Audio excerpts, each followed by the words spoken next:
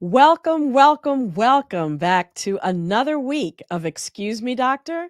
A special shout out to my Be Health Empowered family. Thank you so much for joining us this week on Excuse Me, Doctor. You know, we are here every Monday night bringing you health topics based on science. So you can be confident and empowered when it comes to making health decisions for yourself, your family, and your community. We are here to do it with clarity, with compassion, and confidence. Confidence so that you can be empowered when it comes to making your own health decisions. We clarify speculation, we clear up misinformation, and we debunk disinformation. So, thanks for joining us. If you're joining us on YouTube, please hit subscribe, that little red button. And if you are joining us on Facebook, please hit like. Really appreciate you for that. And, you know, just wanted to bring in what our topic is going to be tonight. A few months ago, we thought we were going to be pivoting away from COVID. As we approached the middle of the summer, almost 70% of people had had at least one vaccination. Case numbers were plummeting, and so were deaths. They were way, way down. And then the Delta virus exploded on the scene, and exactly what we were trying to avoid about hospitals being overrun and people not being able to get care, that has happened. We actually just had a show about that last week. We had a wonderful emergency medicine physician come on and just tell us what it's like to be in the hospitals right now. And in the midst of all this, schools are reopening, and the little ones who are unvaccinated are returning to school. There's a lot of anxiety on everybody's part, the kids, the parents, the teachers, the staff. Today, we're going to talk about it. Is it safe? Does it make sense? What are the benefits and what are the risks? Why now, with the pandemic at its height, are we talking about and proceeding with schools reopening? So stay tuned. Right here, we're going to be getting to that. Make sure you share this episode with everybody you know, especially those who have kids in school or are concerned about this particular topic, teachers and staff as well. You and them definitely do not want to miss this episode of Excuse Me, Doctor. So start writing your questions in the chat. And then, as you know, I have wonderful co-producers. One of them can't be with us tonight. Shout out to her, but we do still have Mr. Wayne Bruce, who is coming in from Maryland, the East Coast, representing with the W on his hat. You know I got to represent where I'm from. I'm from the city, Washington, D.C., so I have to represent all the time. It's not for Wayne. Most people think the hat is for Wayne, but it's not. And let me say this. It can be both. Look, I'm a little stressed. I'm a little stressed because Why is that? I don't have my partner in crime here. Oh, okay. Well, not in crime because we don't commit crime. I don't have my producing partner here. So shout outs to Lila. Get her out of traffic. Everybody, y'all pray for Lila that she that LA that LA traffic, man. It'll catch you every time. Yeah, California dreaming doesn't always mean that you'll be dreaming at home. You'll be dreaming in traffic jams. That there will be no more traffic. But anyhow, we are glad to have you. Glad you're here, and hope Lila will be back next week without the traffic. Right. So if I'm looking all around, I'm actually producing too. So, give a brother a break. We got you. So let's start it off. How we with do the recap. We start off with the recap and the numbers. Yeah, so, well, we are now up to 41.9 million cases of COVID in the United States, and unfortunately, over 677,000 deaths. We know about 1,800 or so people are dying every day from COVID. And, we have a vaccine. And we're at 181.4 million people vaccinated. That's 64% of all eligible people over age 12 who are fully vaccinated. I think that's incredible. We are way past the halfway point now. Give it up. Yeah. Give it up for the people Yeah. who actually. And I heard something about almost 70% have at least one shot. 75 or Well, close. more than 70. Yeah, more than 70% have more than one shot. So, those are people who are on their way to completing the full series. And yeah, it's pretty amazing. I think things are still going well, even though, of course, we have these deep pockets of people who still refuse to get vaccinated or even consider it, even to have a conversation with people who are scientists or doctors or who can advise about vaccines. Um, but either way, we see those states that are lagging in vaccinations having hospital crises. Like I said, we talked about that last week. Idaho and Alaska are the two latest states for that to happen. And in both those states, the vaccination rates are less than 57%. Wow. Yeah, and they can't provide care because they lack hospital beds and they lack enough staff because over 30% of their patients are COVID patients, which are taking up a lot of resources. And so, I think Alaska even came out and said, "Hey, we're not going to be able to provide care." And Idaho said, "We're gonna have to be rationing care." Wow. Um, yeah, so it's pretty serious. So how will those numbers? What will happen with those numbers now that I heard like Pfizer announced that their vaccine is even can even is even good, has great results for 12-year-olds, 12 to 15. Well, no, 5 to 12-year-old. Right, 5 to it's 12-year-olds. yeah, Pfizer is approved for 12 to 15-year-olds. They came out with some data today showing that it would be safe for 5 to 11-year-olds, but of course, the FDA has to review that and ensure that, yes, it is indeed safe. That's just Pfizer saying, "Yes, it's safe," but they need an independent review by independent scientists at the FDA, before it Right. would get authorized for that age group. Right. Right. Yeah, Right. great question, though. Yeah, you Right. see these headlines, you gotta put them in context. Yeah. Okay. So look, everybody's I know is concerned about the third shot or the booster. Yeah. If you got J&J, I guess that's the second shot. But everybody I know is either trying to maneuver to is trying to maneuver to the third shot or just see if it's Yeah. worth it. Yeah. Yeah, so that's a great question. Well, we know that the FDA has said that boosters should happen for those with low immune systems. That was Hmm. a week or so ago, right? Right. But this past week, they vetoed boosters for everybody, but they Okay. did say yes to boosters for people 65 and older and Hmm. for those who have high risk occupations like healthcare workers. So Hmm. that's actually the first set of people who got vaccinated. They've been vaccinated around 7 or 8 months now. Hmm. But those are the people who are at highest risk, and people who are 65 or older probably have waning immunity, Hmm. just because once you get to be a certain age, your immune system is not as vigorous as it was Okay. when you were younger. So you probably tend to be would have waning immunity sooner than somebody under 65. Hmm. The reason that they vetoed it for the population at large is because the vaccine is still effective in protecting immunized people against severe illness, hospitalization, and death.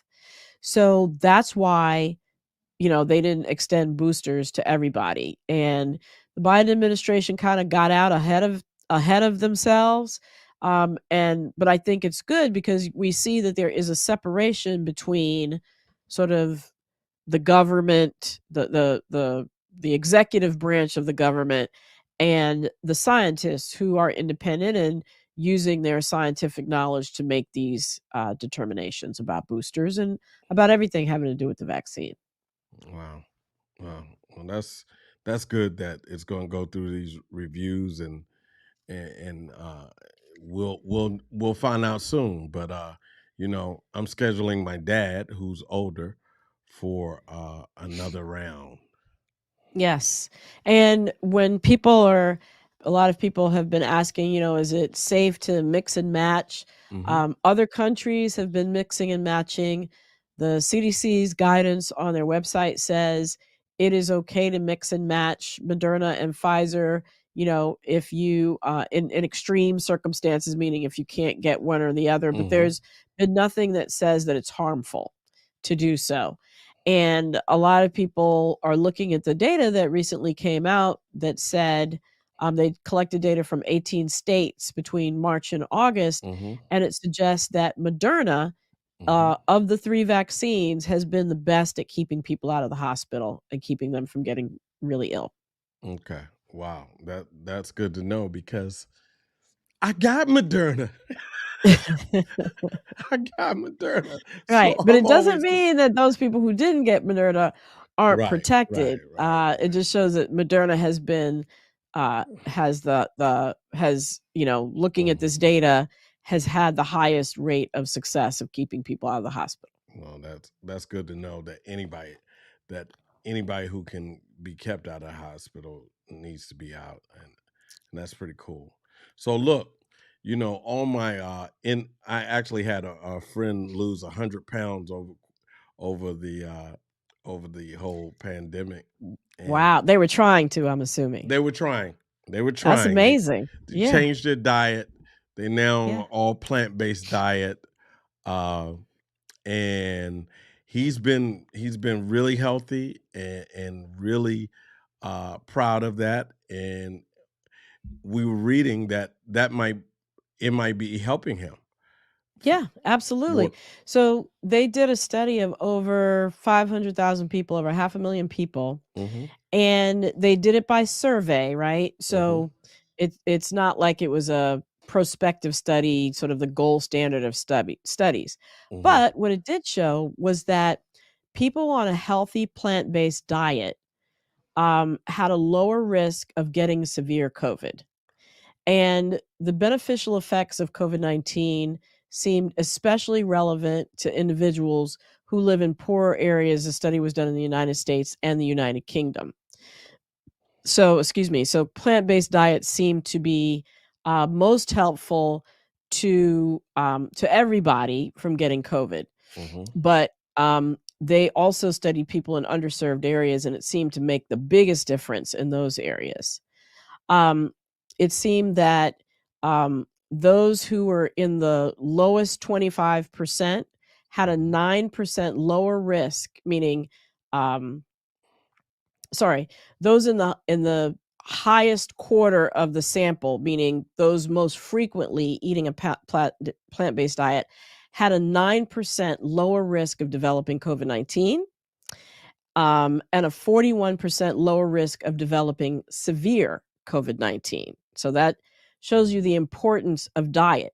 It's not the only tool that you have. Vaccines are a great tool Mm-hmm. to complement that, but the importance of diet, and we talked about obesity last week being Yes. the number 2 association of having severe COVID-19, hypertension being the first. Both of those things can be helped by a plant-based diet, just as your friend found out with um, his impressive weight loss. His So, impressive weight loss. And yeah. I want to shout out one of our viewers who is a steady viewer every week, and she's had quite an impressive weight loss. Valerie Spalding Parker, she says, "Me All too," right. but she still Yay, go eats Valerie. meat that looks like a steak. She still eats steak. So Right, well, just be congratulations clear, to her. yeah, a plant-based diet doesn't mean that you don't eat meat. It just means that predominantly, when you Mhm. make up your plate, at least half the plate is vegetables. You might have a small amount of meat or use meat just to flavor the vegetables, but meat is not the main attraction. Okay. So the So, base of it is plants. right, exactly. So let's turn to when your weight is out of control. Generally, a lot of people are coming down with diabetes when they can't control their weight, and so we started screening earlier for that.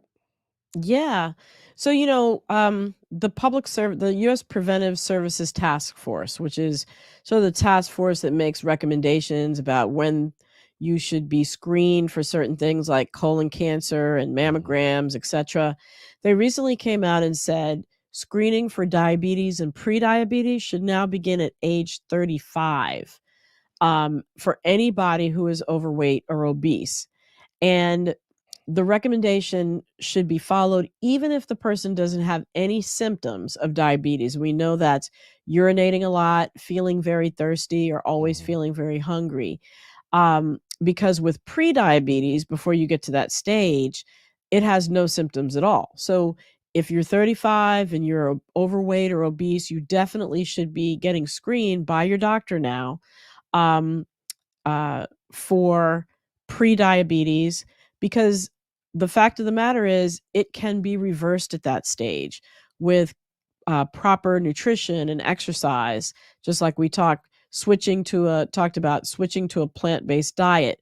And even diabetes itself, the progression of it can be slowed and even stopped and prevent the complications of diabetes like blindness and strokes and heart attacks, etc. So, very important to know 35 is the new age to start getting screened for diabetes and prediabetes. Okay. And there you go. And so we're going to stay on that track as I see. And people don't understand that when a doctor says they're obese, it is a disease. But you're Yes. saying food is definitely a cure for obesity. So, yeah, this was a really, really interesting study that came out this week. But first of all, yeah, obesity is a disease. It is not a it is not an indictment or a criticism of somebody's body. It's an actual disease, just like diabetes or high blood pressure. And researchers have found that what's going on in your gut with the healthy bacteria in your gut actually seems to make a difference as to whether you can be successful with your weight loss efforts when you're obese. So what they did is they looked at stool samples of people who lost weight versus people who didn't lose weight on the same diet. And they saw that black bacteria that grew quickly was associated with weight loss. So there's certain bacteria that grow quicker than others. And that's because the bacteria are taking more of the nutrients out of the food that you're eating for themselves. So less of it goes to weight gain. Okay. They also found that bacteria that break down starches or fiber more quickly into sugars, um, for example, were linked with making people more resistant to weight loss. Okay. And, you know, when you take a step back from this and you think about the plant-based diet and certain recommendations that are made, it's because it promotes the growth of certain bacteria that are great for helping you stay healthy. And we're seeing more and more about gut health, the health of your gut and the bacteria that are living in it being linked to more and more things. And so now, of course, it's being linked to obesity. And so that's why the food that you eat can help cure diabetes. Can help cure obesity based upon this study. So I would say that would be fermented foods. Yeah, fermented foods are one, sauerkraut, kimchi, yogurt, all are great foods that help to promote healthy bacteria in your gut. I want to thank Yvonne Smith for that. I stole that directly from Yvonne Smith. Thank you, Yvonne. And I'm not ashamed. One of our loyal listeners. Shout out to Yvonne. I'm not ashamed. So this would be the time, and another viewer and listener said wine. That would be her. That's Gina B. Prince with wine. Thank you, Gina B. Maybe rice wine vinegar, but Rice not wine necessarily vinegar. Cook with but that. not necessarily wine itself. Right. Thank you. Thank you. Thank you. So But this thank you would very be much, Gina B. this would be the time where we transition, if Lila was here, into the weekly debunk. Unfortunately, Lila is not here. And unfortunately, I couldn't get the graphic together fast enough. So we're going to do an old school weekly debunk, right? It's going to go like this. And that didn't work. So let's break it into the shot. Yo, so I would normally say the weekly debunk. Stopping out misinformation. Stopping misinformation in its tracks.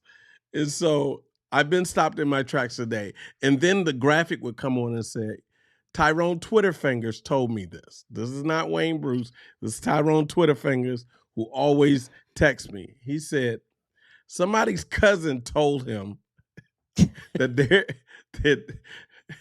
their balls were swelling when they got the vaccine. I don't know whose cousin that was, but he said somebody in Trinidad. I'm just saying, I'm just repeating what Tyrone Twitter Finger said. Is that true, Dr. Mel? Well, it could be true that the person's testicles did swell after the COVID vaccine, but it was not necessarily due to the COVID vaccine. Okay. And as we all know, this was Nicki Minaj who made this statement. And we're not going to say Nicki Minaj. I mean, we're not going to say that. Well, no, we're not going to say it was Nicki Minaj made the statement, because we don't want any backlash from the whatever her little crew is. We don't want to be. But I mean, I'm just quoting what she said. I'm not. Yeah, I'm she did say that. She just said that. Right. And then the Minister of Health came out and said something. And I want to say, in her defense, the first half of the tweet actually had useful information in it. She said, if I get vaccinated, it won't be for the Met. I think that's meaning the Met Ball, meaning when you make decisions about your health, you should be making them for your health, not necessarily to go to a specific event. And she also said, in the meantime, loves, be safe. I think that's great. She also said, wear the mask with 2 strings that grip your head and face, not that loose one. Also, great advice. And I think if she had stopped there, things would have been great. As you know, she got a lot of backlash for what she said. And there's one thing I want to just highlight about, the issues of swollen testicles. The leading reason for swollen testicles, both testicles being swollen in a man, would be a sexually transmitted disease. And so the infection and inflammation that goes along with that. Mm-hmm. I don't know if that's what happened. There are other reasons that would be much less common, which would include cancer. It would be very unusual for that to happen on both sides, as well as twisting of the testicles, which cause swelling. It can be very painful. And again, that would be very unusual to happen to both testicles at the same time. It's also very important to understand that just with 190 million people being vaccinated, or 180, just over 180 million people being vaccinated in the United States, let alone the other millions of people who have been vaccinated worldwide, especially since we're talking about Trinidad, it is expected that when you get a vaccine, there are going to be things that happen to you in life after you get the vaccine. It doesn't mean the vaccine caused it. Mm-hmm. So we've talked a lot about the vaccine database and the things that get reported there.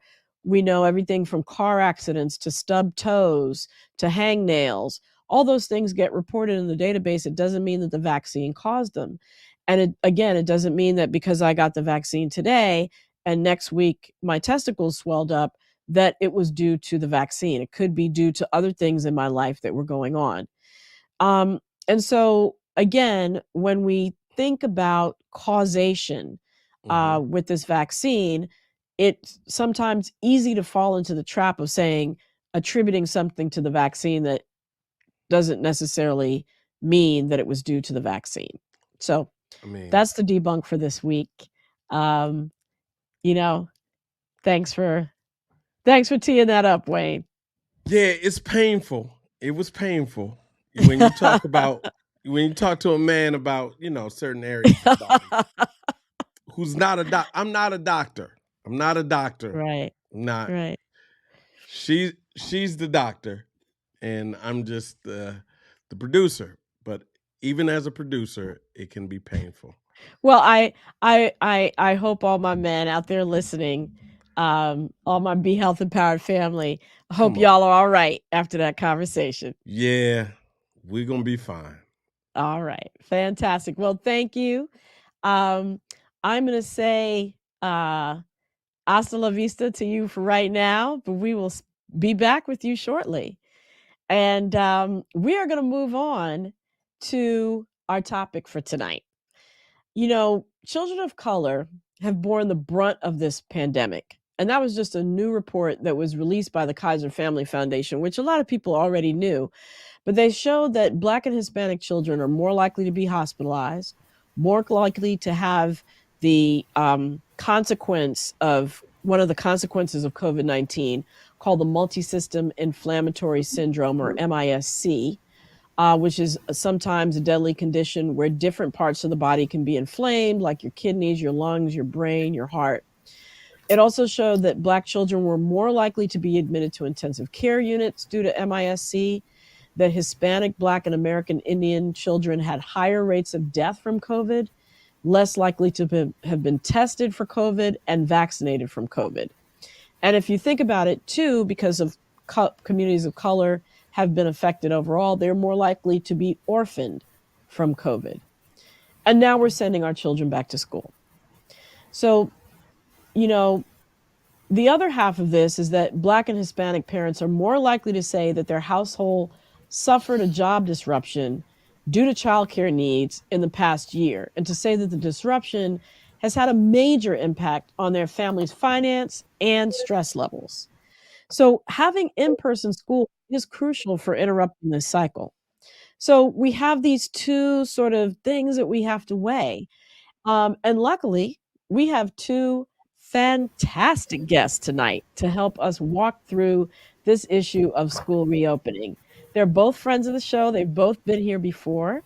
So I want to start off by reintroducing you to Dr. Nardos King, who is president elect of the National Alliance of Black School Educators.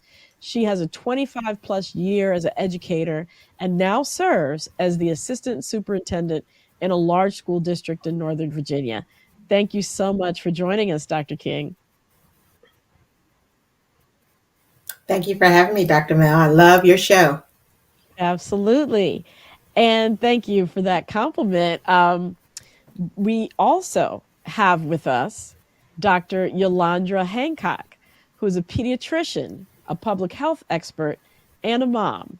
She continues to be a tireless advocate for public health reform, education, and fighting childhood obesity. So we have lots to talk to you about, Dr. Hancock. Welcome back. Thank you so much, Soror, for inviting me back. I just really appreciate the platform you've created here to educate the people. Well, thank you so much. And to our Deltas listening in the audience, all three of us are sorority members of Delta Sigma Theta. So shout out to my Delta sorors as we sip our tea out of our Delta cups. So let's get right to it. So, Dr. Yolandra, the Delta variant is driving surges in many parts of the country. And the lack of vaccines for kids under 12 mean continued uncertainty for families as this school year begins. So you heard me set this up in terms of, this pandemic disproportionately affecting children of color. What are the risks of going back to school right now, given the Delta variant? What we know with COVID is that when there are high levels of transmission, it increases the risk of our little ones acquiring COVID. Based on data that we've had since the beginning of the pandemic, we know that children are more likely to acquire COVID-19 from adults than they are from their peers. And so the more transmission that we see within adult populations puts our children at increased risk at baseline. But when you're dealing with a more infectious variant, we know from the data that the Delta variant has 1,000% more virus in it than the original COVID-19, that the R0 or the risk of infecting someone goes from having one person being able to infect 2.5 people with the original COVID virus every 5 days. With the Delta variant, one person can infect up to 7 people every 5 days. And so when you think about that in the context of sending our little ones back to school, especially when the entire country looks like it's on fire, when we look at the daily average number of new cases per 100,000 residents so that we can compare state to state and territory to territory across the country, Last I checked, at least 49 states and U.S. territories had higher than 25 new cases per 100,000 residents, which puts us in the red zone. That is defining, the CDC defines that as a high-risk area. So almost all of the country outside of New England, California, and Maryland are technically high risk according to the CDC. So in the face of that, we're bringing our children back to school. I think that sums up the risks and makes you wonder, well, why are we doing this now? So, Dr. King, why are we insisting on opening schools in the midst of this pandemic? What's your perspective as an educator? Well, after the last 18 months, we realized that kids need to be in school for many reasons, right? It's the best learning environment for kids. For social emotional issues that our kids have suffered this past 18 months, they need to be around their peers. They need to be around trusted adults. The pandemic has weighed heavy on them. So it is important for students to be back in school. And I think that we've learned over the last 18 months how the mitigation strategies can work when you enforce them in your schools.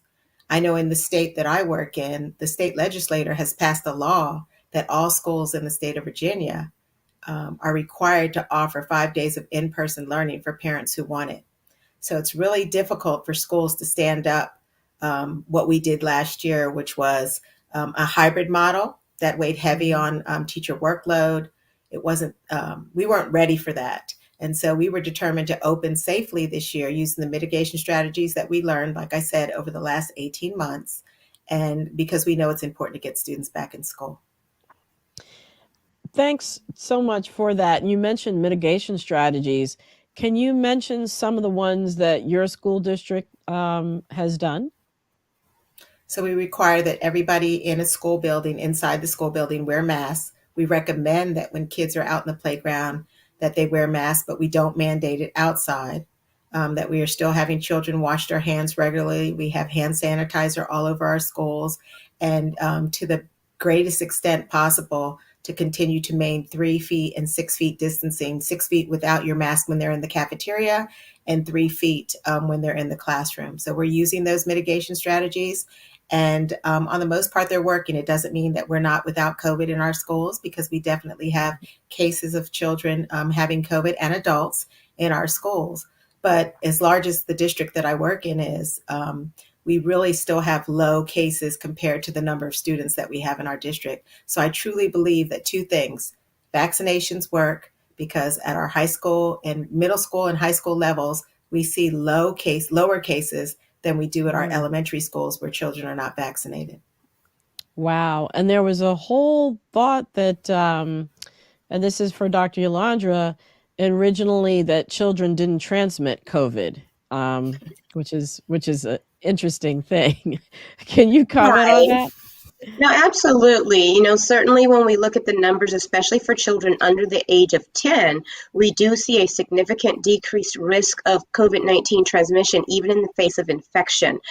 For some reason, that 10-year age period is sort of the marker for increased risk. 10 and older, middle school and high school, there is a higher risk. So to hear my sorors say that they're seeing decreased numbers in the middle and high schools, and it coincides with vaccination ages and accessibility, that's music to my ears, especially when we look across the country. Only 43% of our 12 to 17-year-olds are fully vaccinated. 54% have received at least 1 dose.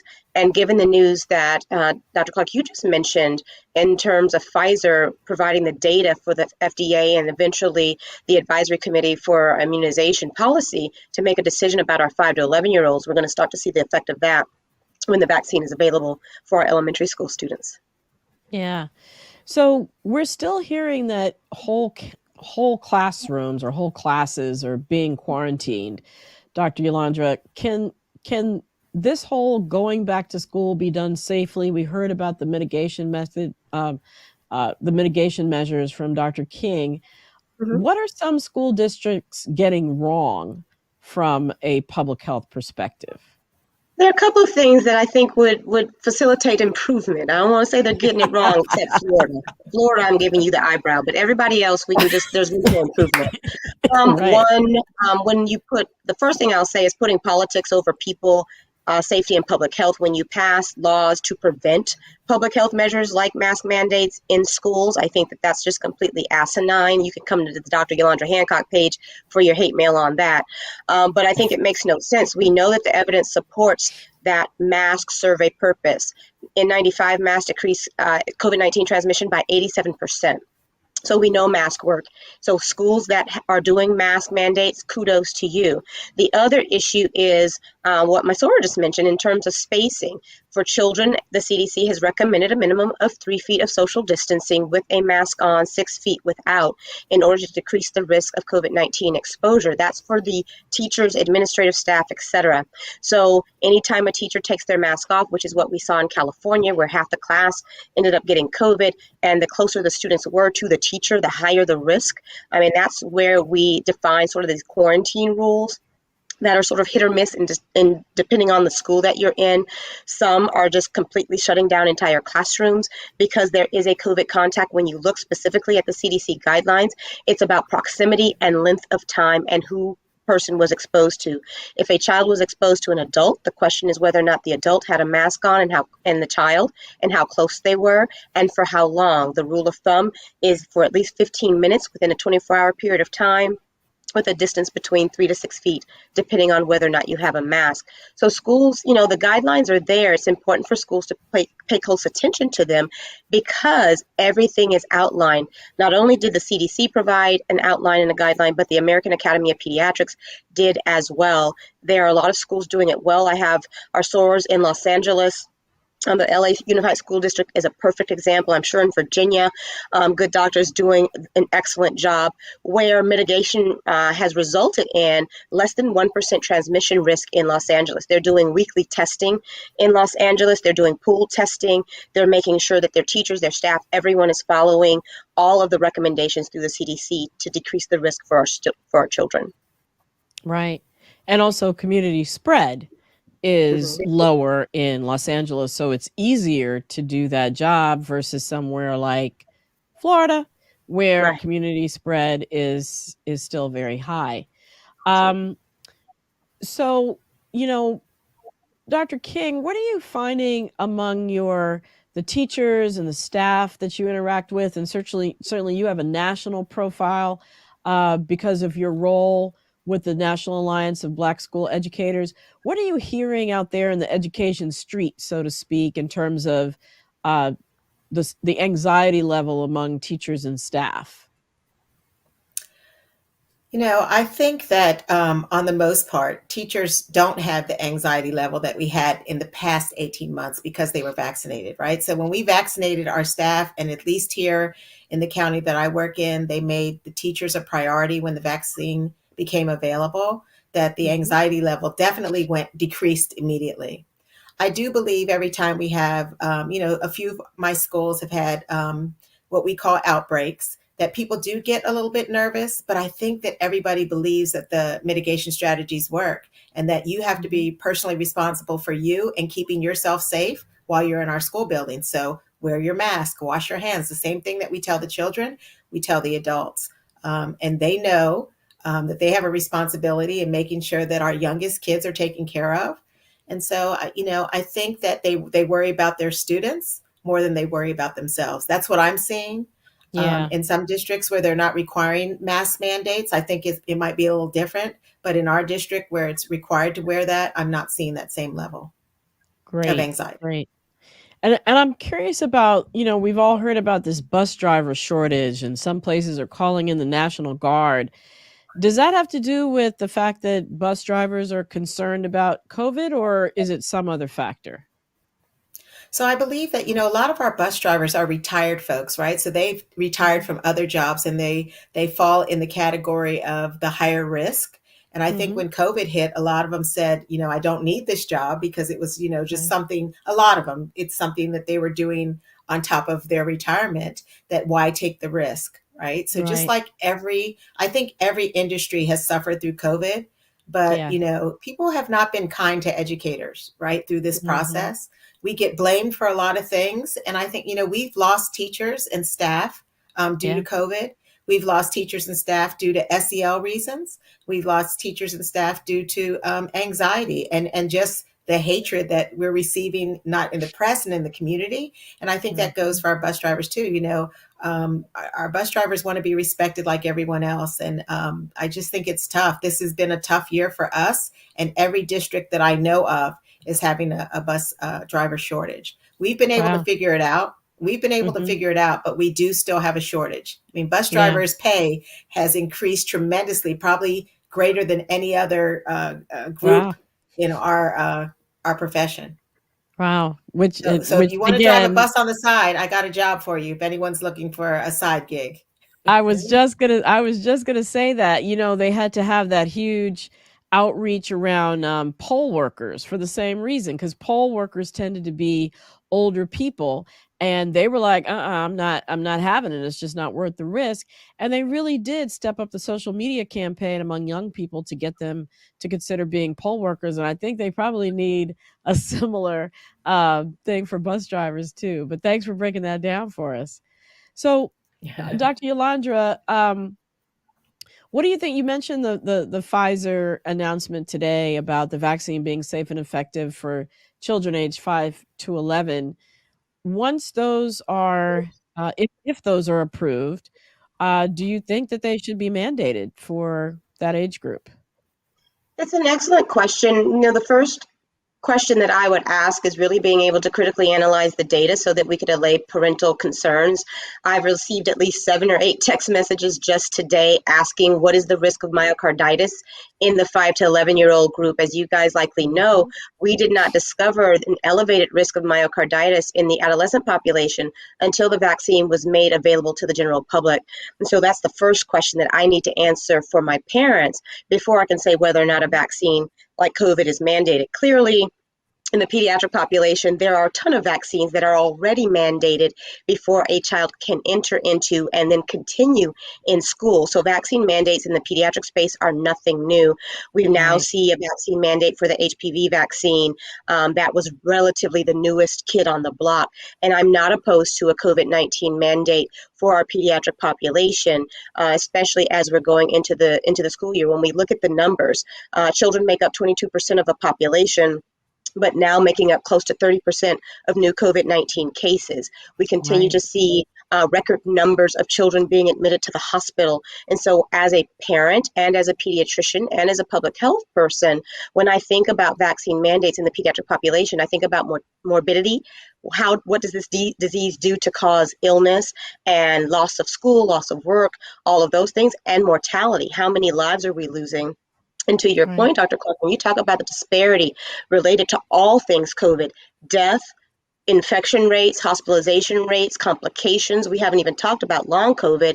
And then on top of that, the majority of children who have died from COVID, we're over 500 children now who've lost their lives to COVID, the majority of them being Black and brown. And so although there are a good number of my parents who will raise their eyebrow at me to save our children's lives, absolutely, I would be in support of COVID-19 being added to the list of mandated vaccines for school entry. Great. Thank you. That was an excellent summary. And I have a ton more questions, but we are already like way into this. And I'm just looking down and realizing we need to bring back Mr. Wayne Bruce so he can bring us some audience questions. Well, I just thought I would listen to you ladies, very intelligent ladies, and I would look at the audience questions, but it won't allow me to do that. So I have a few, and I'm going to start at the beginning of the show. Sheila McLean said, if you're approaching the 8th month window, should you get the flu shot first before the booster?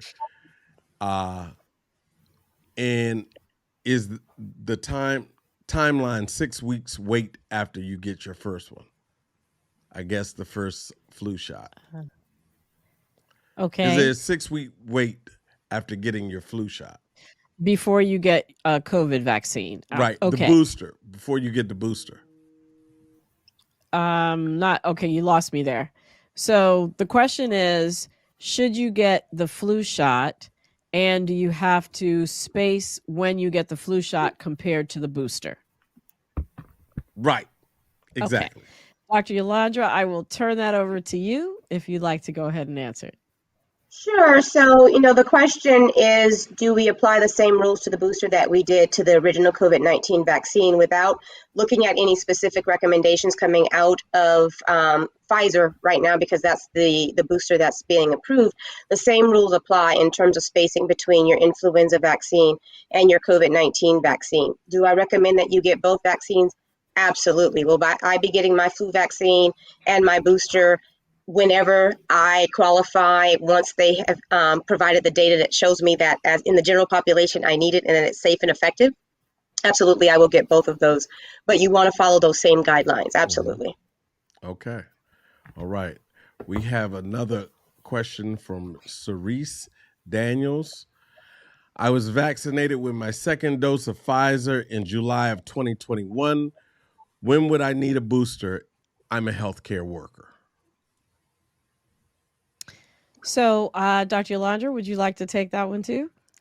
Sure. For right now, the recommendation for a booster is 65 and older or immunocompromised. So if you are a healthcare worker and you fall in one of those two categories, and I know you're going to tell me, well, some of my colleagues already got a booster, right? At least 2 million people thus far who are not in those guidelines have already received a booster because we anticipated that they were going to approve it. So unless right now you fit in one of those two categories, now is not yet the time. There are 3 questions that need to be answered. 1, how long will immune booster last in your system? 2, how strong will the immune response be for us who are not dealing with immunocompromise, either because of age or because of some health condition? And then the third and most important question for us is the safety profile, side effects and adverse outcomes. With a booster vaccine, is there any additional risk, for instance, for Bell's palsy, myocarditis, etc.? The data needs to still be reviewed to answer those questions as we move into this next phase of having a booster available for all the general population. But when those questions are answered, I would highly recommend you get a booster. I'll be right there with you, sis, to get one too. Okay. We have another question coming from I believe Jaid Ezion. Help me today with these names, but so we apologize to anyone, and I apologize for destroying your name. Yeah, and if please, it's a made-up deep name, apologies. I don't apologize for destroying it. So anyway, so look, so he or she asks, so why get children vaccinated if masks work? Don't shoot the messenger. That's an excellent question. Masks work, but they're not perfect, right? So 1, decreasing your risk by 87% means there's still a 13% risk if a child is wearing the mask the right way all day in the way that you know that they need to. And we're talking everyone in the space, everyone's wearing their mask in the same way. And that's an N95 mask. I can guarantee you that the majority of children on school campuses are not wearing N95 masks. They're wearing surgical masks. For the most part, I just did a back to school physical clearance exam day to day at a school in Northeast DC. 98% of the children had on either a shirt pulled up over their face, the little neck cover, which has been shown not to be that effective in decreasing COVID-19 transmission. And if they didn't wear those, they had on a surgical mask, which also has not been shown to significantly reduce COVID-19 transmission. But unless schools are supplying masks, double layer or N95, we have to allow families to provide whatever mask they can. For those reasons, we have to make sure that we are also vaccinating our children. Number 2, children aren't spending all day long in masks. They're also at home around their family and friends, some of them who are going to choose not to get vaccinated. And even those who are vaccinated, we now know that the data shows that those of us who are vaccinated can still transmit COVID-19. And I know some of you are going to come from my neck. The vaccine was never designed to be a sterile space for COVID-19 to no longer cause infection. What it does is 2 things: decreases you from getting severely ill, or 2, preventing you from dying. Those were the purposes of the vaccine. The bonus is whether or not it decreases the risk of infection for those who are vaccinated in the face of being exposed. So for all of those reasons, children still need to get vaccinated to protect themselves. All right. It's so nice to be able to sit back and have Dr. Yolandra answer all these questions that I normally would be. I am going to jump in because I love analogies. And one great analogy about that layered approach is to think of a car, right? your airbag is like the vaccine, right? If it doesn't prevent the accident, but if you are exposed, it prevents serious bodily injury. The other thing in a car is a seatbelt. A seatbelt is like the mask, right? It keeps you restrained. In the case of an accident, again, it doesn't keep the accident from happening, but it keeps you from being ejected from the car. And then the other layered strategy we have is social distancing. Think about that like the street lights, right? If people did not obey the traffic signals, we would be getting into a lot more accidents. So, social distancing is yet another strategy. None of them replace the other. They all work together to keep us being able to go down the freeway and navigate our city streets without pandemonium breaking out. So, they're all important. Absolutely, in these COVID streets. Yeah, Dr. Right. King, and can I just please. also offer, I constantly say this on my Facebook page and to anybody who will just listen to me, that the adults' behavior in our community directly impacts what happens in our schools every day. And, so adults will, have a birthday party for a group of 15, adult comes to party, adult has COVID, adult impacts those kids. Those kids go back to school, those kids impact other kids. We're pausing kids because of that. And then parents are upset with the schools. We as a collective community are responsible for keeping our most gracious assets safe.